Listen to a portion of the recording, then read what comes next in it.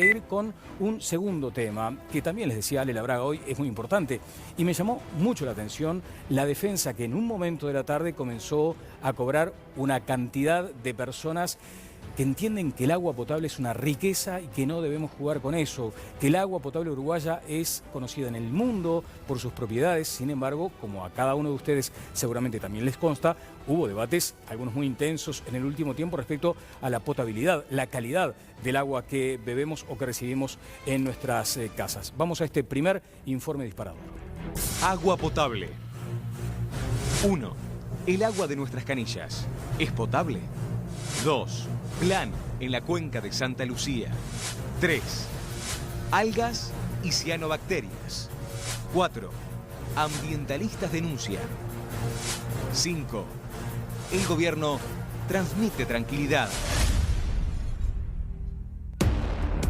Creo que teníamos algo de Wikipedia y si me permiten voy a leer, más allá de lo que representa, hay que mantener mucha prudencia con respecto a Wikipedia, que es un sitio al que todos podemos ingresar a editar, digamos, o sea, es fácil falsear algunas cuestiones, pero vean lo que dice Wikipedia cuando uno ingresa el post que tiene que ver con el agua potable. Uruguay es el único país de América Latina que ha logrado una cobertura casi universal de acceso a agua potable segura. Así comienza el artículo de Wikipedia. Ahora, ¿qué es lo que me llama la atención?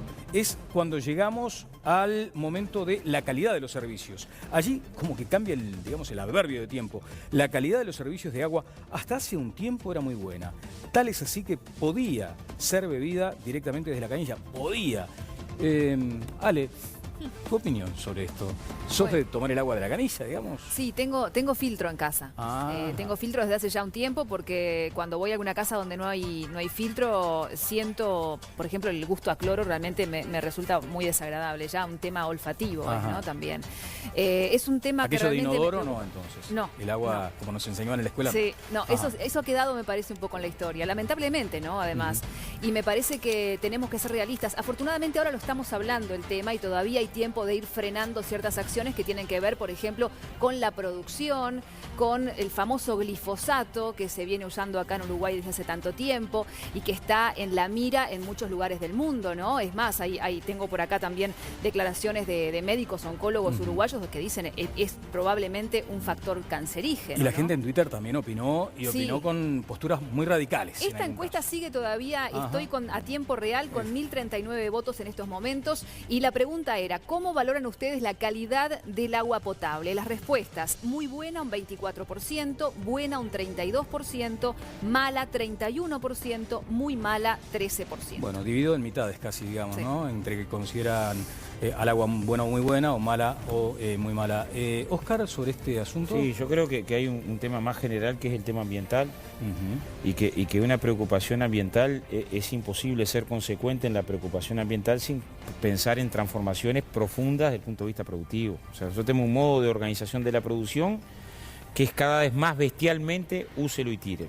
Y si las tendencias demográficas y de consumo se sostienen, estamos cerca de un colapso ambiental energético y bueno, en el agua hay cerca de 600, 700 millones de seres humanos que no tienen agua hoy y 2.500 millones que no tienen saneamiento hoy. Y estamos en una zona que si bien es privilegiada por el acuífero Chiapa y el acuífero Guaraní sobre todo a nuestro lado, o sea, tenemos un 30% de la reserva de agua dulce, cuando hay un 7% de la población en América Latina, no hay posibilidades sin un uso responsable de un proceso que no termine en condiciones dramáticas. Estamos cerca de un colapso ambiental, eso es lo que acabas de afirmar. Sí, es más, yo tengo dos informes acá que quería compartir.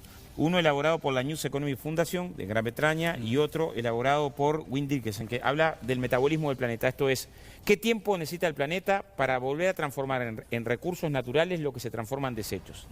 Y se desfasaja esto a principios de los 90. Hoy precisaríamos casi un planeta y medio. Por lo tanto, hay que generar condiciones de hasta dónde podemos llegar y no tenemos un planeta y medio. Doctor Enrique Viana, ¿qué tal? ¿Cómo le va? ¿Cómo le va, Daniel? Bien, muy bien.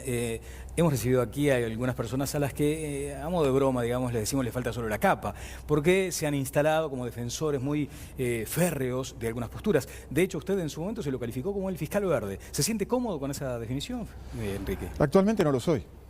Durante Bueno, 15 claro. años intenté defender el medio ambiente y por defender el medio ambiente me trasladaron y me separaron del medio ambiente. La propia resolución de la Fiscalía de Corte que me trasladó lo dice con claridad. Fui trasladado por haber defendido el medio ambiente. Así lo siente. Sí, es así un es. traslado como consecuencia de su militancia. Así es, sin duda, sin duda. Es un traslado donde la Fiscalía de Corte lo que hizo fue obedecer directivas del gobierno para sacar un elemento molesto como el fiscal Enrique Viana. Ahora, ¿no hay organismos estatales encargados de revisar estas situaciones? O sea, ¿no hay forma de apelar? Hay un Tribunal de lo Contencioso Administrativo que yo ya llevo 2 años de este reclamo, casi 2 años de este reclamo. Esto fue en octubre del 2015 y bueno, tendré que esperar, creo que por lo que calculo, 3 años más para tener una decisión judicial al respecto. Y mientras tanto, ¿qué siente? ¿Desazón? Lo que decía Óscar, ¿estamos al borde de un colapso ambiental? No, mientras tanto siento la confirmación de lo que yo venía denunciando. En el Uruguay existe una política antiambiental. Como consecuencia de esa política antiambiental existe una jurisprudencia antiambiental. ¿Qué significa, Enrique, política antiambiental? ¿Que se reúnen en una mesa chica para decir vamos a ver de qué forma mañana hacemos más daño al medio ambiente? No, es una cosa un poco más detallada. Se reúnen a firmar tratados y contratos de inversión. Estamos en un momento donde estamos trayendo a la tercer planta de una de las industrias más contaminantes del mundo, que es la industria de la celulosa. ¿No es sobre las que más se observa, más se cuida, por ejemplo? Es una de las industrias más contaminantes, quizás por eso mismo más se observa y más se intenta cuidar, pero es una de las industrias más contaminantes del mundo. No hay plantas de celulosa en Europa de 1 millón o de más de 1 millón de toneladas anuales en ríos interiores. Y nosotros ya tenemos 2. Y vamos por una tercera que se va a instalar en un río de mucho menos caudal todavía que el río Uruguay. Está con nosotros también Bilibaldo Rodríguez, es el director de OCE en representación de la oposición. ¿Qué tal, director? ¿Cómo le va? Buenas noches, Daniel. Buenas noches a la teleaudiencia. ¿Toma agua de la OCE, digamos, de su empresa? Sí, perfectamente. Perfectamente. O sea, el agua de OCE está dentro de los parámetros que establecen los organismos internacionales y alcanza una pureza, una potabilidad que ronda el 98% en toda su emisión, con algunas instancias que a veces ocurren en la distribución, pero que rápidamente se tienden a solucionar justamente por la inversión en el carbón activado y en la distribución también de la clorificación, que asegura que el agua salga exactamente potable. Podrá tener algún sabor. Como lo decía Alejandra, por ejemplo. Claro, pero no, lo hemos vivido, pero principalmente en la zona sur del país, porque en Uruguay hay 2 OCE. Hay una OCE del área metropolitana, de la zona costera, de lo que va a Maldonado, Punta del Este, y hay otra OCE que es el interior del país, al norte del país. Como en todas otras actividades que hay sí, acá lo hemos planteado estatales, que lo hemos planteado más de una vez, que por suerte, digo, o por capacidad de sus conductores, por ejemplo en el ámbito universitario se está descentralizando y está fomentando también el trabajo de técnicos que los laboratorios regionales que tiene OCE contribuyen a monitorear permanentemente la calidad del agua. Ale. Estaba hace un tiempo escuchando al geólogo de apellido Popelka que hablaba acerca del tema del agua y algunas propuestas que él había hecho en cuanto a buscar, Guillermo, gracias, Connie, a buscar agua por allí en zonas subterráneas, pero él hablaba acerca de algo que usted mencionó recién, del tema del carbón activado, de cómo se había elevado la cantidad de carbón activado que se ha usado en los últimos años, se ha elevado exponencialmente. Esto deja entonces también entrever que la calidad del agua con la que OCE está trabajando se ha deteriorado. El problema es que OCE no tiene la policía de sus fuentes de donde toma el agua. OCE es tomador de agua, de las superficies y de las perforaciones. Pero no está dentro de su competencia, ni en la ley orgánica, ni en sus actividades, hacer la policía para que no se contaminen esa fuente del agro.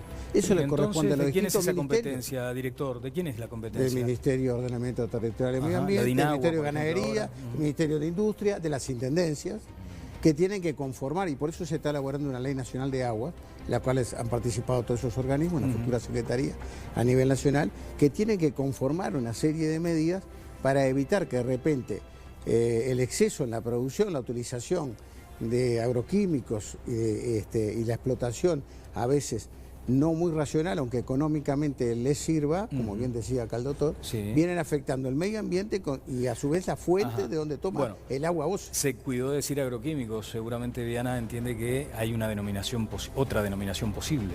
Sí, Daniel, mire, yo hace mucho que dejé de tomar agua, era agua de la canilla, yo tomaba agua de la canilla, pero varias recomendaciones de varios químicos, varias recomendaciones de funcionarios públicos. ¿Y qué le decían, por ejemplo? Que me decían que no tomara agua, que hacía muy mal en tomar agua Enrique, de la canilla. no tomes agua de la canilla. Yo quiero hacer una distinción que me parece que hay que empezar a hacerla. Sí. Una cosa es agua potable, otra cosa es agua saludable. Y yo creo que nosotros no estamos tomando agua saludable. ¿Y sabe que lo que me preocupa, Daniel? Es interesante eso. El que El que puede comprar agua envasada puede comprarla. El que tiene una moneda para comprar agua envasada puede comprarla. El mayor afectado por no tener agua saludable es el ciudadano más humilde. Y no hay estudios médicos, estadísticos sobre las condiciones en que esa gente está recibiendo esa agua y las condiciones de salud de esa gente, las consecuencias que eso está teniendo en la salud. Ahora, acá tenemos un problema que es el siguiente, redondeando un poco la idea anterior. Si nos volvimos socios de los grandes contaminadores, va a ser muy difícil que nosotros persigamos a los contaminadores pequeños. Y hay otra circunstancia bastante significativa en todo esto. El Estado se ha vuelto, socio de esos grandes contaminadores, se ha vuelto un Estado contratado al servicio de esos grandes intereses. Entonces muy difícilmente haya prevención, muy difícilmente haya control, muy difícilmente haya policiamiento, como decía aquí el compañero. ¿Conrado? A ver, pongamos las cosas en sus justos términos, porque si no, las versiones alarmistas siguen haciendo camino. ¿Pero lo de Viana es alarmista desde tu punto de vista? No, lo que es alarmista no es lo de Viana, lo que es alarmista es lo de Oscar. Agradezco la alusión. Bien. Las metas del milenio que se fijó en el año 2000 las Naciones Unidas tenía una meta número 7 que se llamaba garantizar la sostenibilidad del medio ambiente. Quiere decir que 189 países del mundo decidieron acordar que en 15 años iban a lograr unas metas todas de progreso en una serie de indicadores, básicamente indicadores de naturaleza social y de calidad de vida. La meta 7C decía reducir a la mitad para el año 2015 la proporción de personas sin acceso sostenible al agua potable y a los servicios básicos de saneamiento. Veamos lo que dice el informe del año 2015, cuando se cumplen los 15 años por parte de Naciones Unidas. Indicadores. El mundo está en camino de cumplir con la meta sobre agua potable, aunque en algunas regiones queda mucho por hacer. Estamos en camino a cumplir. No es que hemos ido para atrás, ni que estamos rumbo a ninguna catástrofe, ni ninguna colapso. Ni ningún colapso. A ver, Oscar. Segundo, se necesitan esfuerzos acelerados y específicos para llevar el agua potable a todos los hogares rurales. Es decir, hay que hacer un esfuerzo con los hogares rurales. Tercero, el suministro de agua potable sigue siendo un desafío en muchas partes del mundo. La diferencia en lo que respecta a la cobertura de instalaciones sanitarias en zonas rurales comparado con zonas urbanas siguen siendo abismales, todos lo intuimos. Y lo último es, las mejoras en los servicios sanitarios no están llegando a los de la extrema pobreza. Quiere decir que la humanidad no ha retrocedido, como dicen los alarmistas, con total irresponsabilidad. Bien, sí, voy a ir contigo, Oscar. Antes, una participación de la gente, también en todas las voces, nuestras cuentas de Twitter y de Facebook. Ale. Exactamente, bueno, pueden participar a través de nuestro hashtag, que es #opino en TLB. Así que si nuestro control tiene ya preparado algunas de las opiniones que tenemos por allí, vamos a compartirlas. Mientras tanto, yo les digo que, por ejemplo, dice por aquí Pedro, ¿por qué no muestran, y esto ya lo dejamos planteado también para nuestra visita de OCE, ¿por qué no muestran análisis de agua de algún lado? Dice, esto parece una discusión de sordos. Lo dejamos planteada la pregunta sobre el tema de los análisis porque tenemos algunas de las opiniones que nuestros televidentes han dejado en Facebook acerca del tema del agua. Sí, en Facebook y en Twitter, y allí veo que se han como equiparado las posturas. Por un lado se sostiene que el agua es muy buena, que hay que cuidar el recurso, y por el otro aquellas personas que directamente, como el fiscal Viana, no toman más de la canilla. Voy a ir contigo, Roberto, en un instante. Sí, la primera conclusión, que Donald Trump no está solo. Yo pensé que estaba solo, pero no tiene a Connie Hughes. No, lo votaron 100 millones de americanos. En su afirmación que no tenemos problemas ambientales, ¿no? Y que por lo tanto... No dije eso. Fue la afirmación que hizo Donald Trump. No dije eso. Y que en función de esa afirmación generó un conjunto de medidas internas a lo productivo que empeoran todavía más la situación. Hay un segundo informe, yo después se los voy a pasar al grupo común de WhatsApp, que es del Instituto Nacional de Minerales de los Estados Unidos. Sale de la propia fuente, que lo que establece es un parámetro de qué es lo que pasaría en el planeta si cada ser humano tuviera el promedio de consumo que tiene el norteamericano promedio. Entonces, Estados Unidos, que consume 20 millones por día de barriles de petróleo, para los 320 millones norteamericanos, Connie sabe que son 160 litros por barril, consume 10 litros por día. 159. 158 y Chirola. 10 litros por día, ¿no? Esas circunstancias, si el consumo fuera ese del mundo, precisaríamos casi 6 veces más el consumo mundial de petróleo. ¿Cuánto hierro consume un norteamericano en su vida promedio? 7.000 kilos de hierro, 7.000 kilos de fosfato, 2,5 millones de metros cúbicos de gas. Si ese fuera el patrón de consumo global de los 7.000 millones de seres humanos, colapsaríamos. El tema que Connie defiende, un patrón de consumo que es irrealizable para la humanidad. Y lo que tenemos que entender, que si ese patrón de consumo se multiplica, los dramas ambientales se van a multiplicar como están multiplicados en la zona de California, donde está desertificada. Y cuando se desertifican zonas que son de las potencias globales, pobre acuífero de Chiapas que está en México. Te falta decir maldito capitalismo. Claro, no hay duda que son las relaciones de producción Gracias, desenfrenadas Daniel. del capitalismo. A veces como en temas tan delicados como el que hablamos recién de la SAFAP y los sistemas y de hay posturas tan distintas y la gente lo que estará pensando en la casa, ¿no? ¿Tomamos veneno cuando tomamos agua o realmente es saludable? Leía, Daniel, una publicidad de filtros de agua y decía, tiene que poner filtro de agua porque quita todo esto. Y escucha, elimina virus, parásitos, bacterias, cloro, la coloramina, fluoruro. Bueno, por eso quiero preguntar, metales pesados, la giardia y la microcistina. Bueno, entonces esta gente miente. No, porque le quiero preguntar al director porque Roberto, Está ¿cómo bien, vas a porque decir que en el agua a ver, uruguaya no. Yo lo que estoy diciendo, Connie, que esta es la publicidad que hacen. Ahora, Entonces, muchas veces pero, se sostiene que hay campañas es como la de publicidad de la aquellas SAFAP. personas, Claro. campañas de aquellas empresas Claro. que quieren embotellar Está- agua o mienten. vender filtros. Es una publicidad engañosa. Director. Sí, yo quería mencionar que existen, porque vamos a la documentación, existe un estudio del curso para un plan marco del agua por una consultora internacional, tanto para el agua potable como para las aguas residuales. Existe otro convenio de OCE con la Facultad de Ingeniería de la UDELAR para confirmar y certificar las mejores prácticas de OCE en cuanto al agua potable a partir de la fuente subterránea, que lo lleva adelante la Unidad de Gestión Ambiental del organismo. Existe un convenio con la Facultad de Ciencia para determinar alertas tempranas ante factores que indiquen alteraciones de los cuerpos de agua, a efecto de anticipar medidas de mitigación y tratamientos apropiados. Existe convenio con el Centro Universitario Regional del Este para el monitoreo de la laguna del Sauce, semanal en época estival y mensual el resto del Claro, año. ahora, director, lo que decía el doctor Viana, también me gustaría que en todo caso hiciera un comentario. Esa diferenciación entre agua potable y agua saludable no es menor esa Sí, no, yo reflexión. estoy de acuerdo. Digo, Usted está hablando del agua potable, El en todo caso, la que organismo- potabiliza OCE, que es Claro. el cometido del organismo. claro, es decir, el actual directorio viene trabajando e incrementando cada vez más las inversiones para mejorar las fuentes del agua que se va, de donde se va a extraer, sobre todo el área metropolitana, la construcción de represas, nuevas plantas, muchas inversiones de las cuales excede la capacidad económica, financiera de OCE. OCE recauda alrededor de 400 millones al año de dólares, pero a su vez le lleva su funcionamiento, el mantenimiento de infraestructura y lo que ha tenido. Les pongo un ejemplo. En el 2010 se compraban 80 toneladas de carbón activado para aplicar. En el 2015 se llegó a 900 toneladas.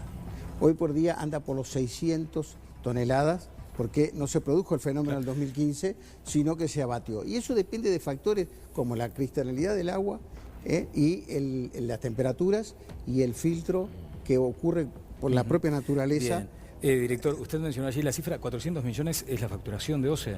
Anual. Así que podrían ser 800.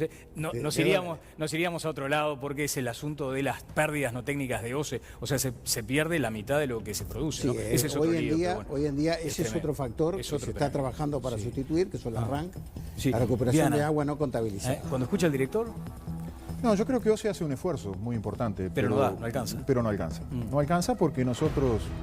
Me gustaría que el señor Andrade fuera ministro de Medio Ambiente y que sostuviera esas mismas cosas que acaba de sostener hoy como ministro de Medio Ambiente. No creo que lo designen como ministro de Medio Ambiente. Porque si lo designara como ministro de Medio Ambiente, él tendría que prohibir que se instalara una tercera planta de celulosa y tendría que mandar cerrar las otras dos. Oscar. Sí, nosotros... Porque contribuyen a ese estado del planeta al cual hizo. A ver, Sí, yo no tengo duda. A ver, ¿Sería ministro de no, Ambiente? No sería, no estoy preparado. Pero lo que estoy diciendo es Está preparado. que la circunstancia medioambiental tiene que ver con los patrones de consumo. En el papel es clarísimo. Pero el papel, a ver, para seguir hablando del consumo en los sectores dominantes, 400 kilos de papel por año contra 20 veces menos en la India. O sea, es dramático también ahí el tema del sobreconsumo de papel, que tiene que ver con un modelo civilizatorio que lleva el mundo al colapso. Para decirlo claramente, es un problema del capitalismo. Yo, sobre los temas medioambientales, al cual estamos colaborando. Nosotros, en términos de planta de celulosa, no somos Escúcheme, expertos. Andrade, Sí, pero déjame terminar. Nosotros. Estamos colaborando. Pero en la medida que traemos 3 plantas de celulosa, estamos colaborando. Permítame entonces, Enrique. Yo planta de celulosa... Hay que admitirlo. Yo planta de celulosa no traje ninguna. Nada que ver tuve en la decisión de traer o no traer planta de celulosa. Lo que he participado en la discusión de planta de celulosa, ¿en qué condición trabajan los trabajadores ahí? ¿No? Te voy a poner un segundo ejemplo. El PIT-CNT trajo la planta de celulosa. Pero me dejás ponerte un segundo ejemplo. Pero me dejás ponerte un segundo ejemplo, ¿no? Cuando se hace una mansión en Punta del Este, que ocupa 10 manzanas, para que venga un porteño a lagartear cada 5 años a veces, con todo, ambientalmente es un desastre. Hagan una decisión que es mía, ¿eh? Ni nos preguntan si se va a hacer o no se va a hacer. ¿Me explico? O sea, tenemos una sociedad. Yo, si fuera por mí, haríamos mucho más. El PIT-CNT fue llevado a Finlandia. Haríamos mucho más. Haríamos mucho más. Ahora, La mansión no. Voy a ir con ustedes. Haríamos mucho más. La decisión de instalar boña, o ahora... A ver, la decisión ahora de instalar la segunda planta de los finlandeses, la tiene el PIT-CNT en el Uruguay. Estamos locos, ¿no? O sea, en el 2004 la tuvo. Tampoco la y tuvo. ahora la volvió a tener. En el 2004 el PIT-CNT fue invitado. Sí, pero eso es distinto. Fue invitado a Finlandia. Finlandia. Voy a volver con usted. Pero de vuelta, pero por favor, vamos a respetar el espacio. ¿La central fue invitada a Finlandia? Claro que sí. ¿Para qué? ¿No? ¿Para qué fue invitada a Finlandia? ¿Me dejás terminar? Como fue invitada... Déjame terminar. Como fue invitada a una aceitera en Brasil para el funcionamiento de la aceitera. No. Ahora, que la decisión de la instalación de la planta de celulosa fue de la central. El contrato de inversión lo hizo la central. Solamente puede caber en la cabeza de los que piensan que estamos en la lógica de la dictadura cívico-sindical. Es un absurdo. O sea, es claro que ni ayer ni hoy... No, yo no hablé de lógica las decisiones, pero acá se instala a veces. Hablé del Estado contratado. Que las decisiones pasan por la central, no pasan por la central. Ahora, una vez que se toma la decisión de instalarse, puede venir a construirse la planta en las peores condiciones o en condiciones más o menos. Conrado. La sección segunda de la Constitución de la República, en Derechos, Deberes y Garantías, dice en el capítulo 1, en el artículo 7, los habitantes de la República tienen derecho a ser protegidos en el goce de su vida, honor, libertad, seguridad, trabajo y propiedad. Nadie puede ser privado de estos derechos sino conforme a las leyes que se establezcan por razones de interés general. Pero a su vez el artículo 10 dice que las acciones privadas de las personas que de ningún modo atacan el orden público ni perjudican a un tercero están exentas de la autoridad de los magistrados. Pero acá tenemos un panelista que en nombre del sindicato de los empleados de la construcción cree que puede decirle cuándo puede venir un argentino a la casa que construyó y pagó con sus recursos. Estamos completamente desencaminados. Óscar. No es eso. Estoy diciendo, se instala la Constitución. Se instalan y ¿qué vas a hacer? Ahora vos me decís, ¿es la mejor utilización del territorio? Sinceramente, pensemos. La mejor es la que decidís tú. A ver, es la mejor utilización del territorio que tenga 10 manzanas instaladas para algo que de utilidad tiene cero. Eso no pasa solo acá. Voy a poner un ejemplo. En Nueva York, buena parte de capitales se instalan para edificios enteros que no tienen uso. No tienen uso. Sirven solamente de respaldo de la timba financiera. No estoy diciendo que sea ilegal. Es legal. Ahora, tiene sentido que tengas edificios enteros. Hay un geógrafo que trabaja en esto de manera espectacular, Harvey, que coloca con claridad, ¿tiene sentido una sociedad donde tenés gente que no tiene donde techo y tenés edificios enteros que no tienen ninguna utilidad social y que están sirviendo de respaldo para... Eso nos estaría llevando a otro tema. El tema es el agua. Claro. El agüita. Claro, Roberto, sí. No, ¿qué tiene que ver lo que están hablando con el agua? No, de los impactos ambientales, porque aquel habló de la celulosa. Enrique, simplemente sus comentarios finales, luego voy con el director de OCE. Mire, yo estoy muy preocupado, Daniel. Para bien o para mal, durante 15 años hubo un solo fiscal que actuó en materia de protección del medio ambiente. Todos los fiscales estamos obligados a actuar en materia de protección del medio ambiente desde 1989, Código General del Proceso. Durante 15 años hubo un solo fiscal que actuó en materia de protección del medio ambiente. Ese fiscal fue desplazado justamente por actuar en materia de protección del medio ambiente. Hace un año y medio, de octubre del 2015, que sigue sin actuar ningún fiscal en materia de protección del medio ambiente. Eso es la demostración clara de que no se quiere que se proteja el medio ambiente. ¿Por qué? Porque el gobierno, el Estado, se ha vuelto socio de los grandes contaminadores. ¿Qué les lleva a afirmar además, qué les lleva a afirmar que el PIT-CNT estuvo detrás de la instalación de pasteras, por ejemplo? Porque me consta que el PIT-CNT, antes de instalarse Botnia 1, en el 2004 viajó invitado a Finlandia porque había que convencer. Le consta, digamos, el hueso duro que había que convencer era el PIT-CNT. Eso está documentado, sí, digamos. Lo tengo documentado. Y ahora volvió. Y ahora volvió a ir. Bien, ahora vamos a... Eso creo que está más que documentado. Bien, gracias, Enrique. No, son dos cosas diferentes. Yo, a ver, de vuelta. Seguimos sin hablar del agua, ¿no? De vuelta. Primero dos cosas. No hay industria que dañe más el agua que la industria de la celulosa. Está bien. Sobre el tema de los impactos ambientales, ¿no? Claramente con respecto a la planta de celulosa, tiene impactos ambientales, como tiene impactos ambientales los frigoríficos, como tiene impactos ambientales. El río Negro hoy está en un estado ambiental preocupante antes de instalarse la celulosa. Y le vamos a poner una planta más. Pero no hace falta que se instale la celulosa, ¿no? O sea, hoy la información... No, lo que estoy diciendo es que ni el capitalismo ni la contaminación apareció con las plantas de celulosa, estaba antes de las plantas de celulosa. Entonces, no hagamos un doble rasero para unas actividades económicas y para otras actividades económicas de una mirada distinta. Vamos a preguntarle al director si las plantas de celulosa, el director de OCE, si las plantas de celulosa tuvieron un impacto justamente en el agua. ¿Hubo una contaminación constatada? Por lo menos desde el punto de vista de los organismos técnicos, no fueron comprobados. Lo que sí yo quería ¿Pero acotar, hubo un control? Sí, existe un monitoreo permanente. ¿De quién? Y yo quería acotar. Del propio que es socio del que contamina. Pero confiamos en el socio del contaminador. La UCEA controla a la OCE permanentemente. La OCE le envía un informe mensual de todas las muestras que saca. ¿No hay organismos externos? Para conferir. También la OCE tiene contratadas auditorías externas para hacer la continuidad. Y hace poco, el año pasado, fines del año pasado, fue certificado los laboratorios de OCE por su excelente nivel de trabajo y de calidad que hace. Pero les quiero contar algo muy importante. Hace poquito nos visitó el gobernador de Entre Ríos.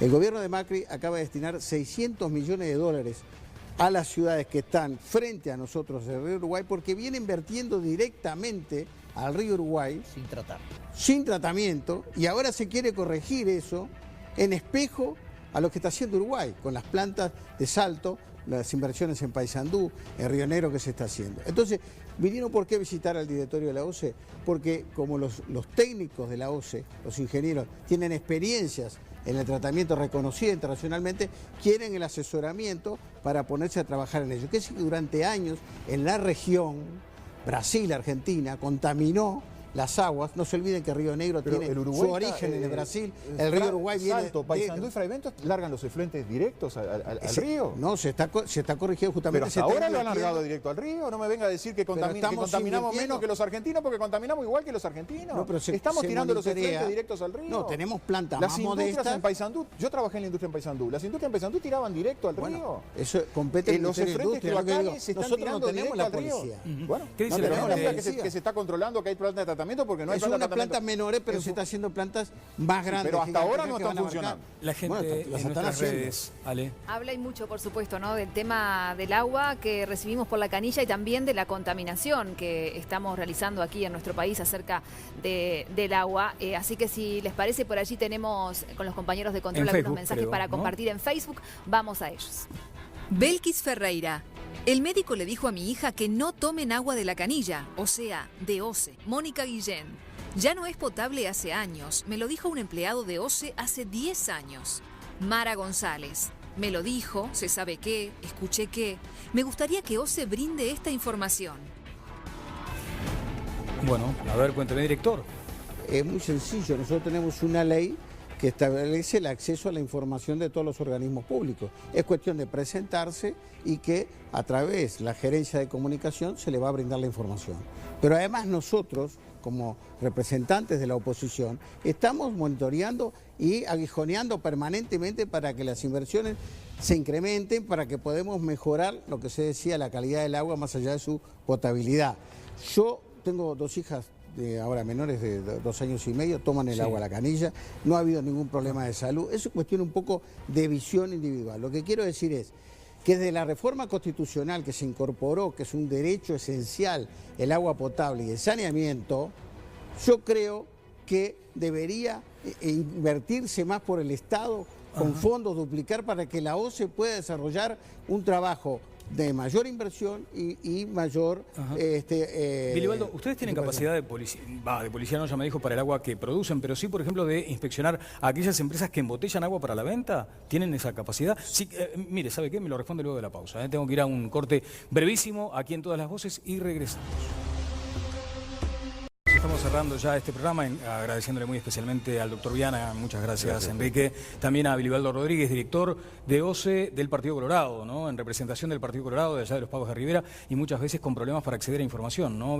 Sin duda, es dificultoso, pero tratamos de hacer lo posible porque estamos con espíritu constructivo, no poner el palo en la rueda. Quería contestar la pregunta que me he hecho al final. Es que no hay tiempo para nada, simplemente me quedo con algo. Salud Pública y las intendencias monitorean las aguas. Sí, también, pero usted ha hecho una propuesta que abrazó, digamos, Óscar Andrade, y lo vamos a dejar para próximos programas, si le parece. Muchas gracias, director, al panel también. Nos vemos el jueves, 20:30 en Monte Carlo Televisión. Que pasen todos muy bien.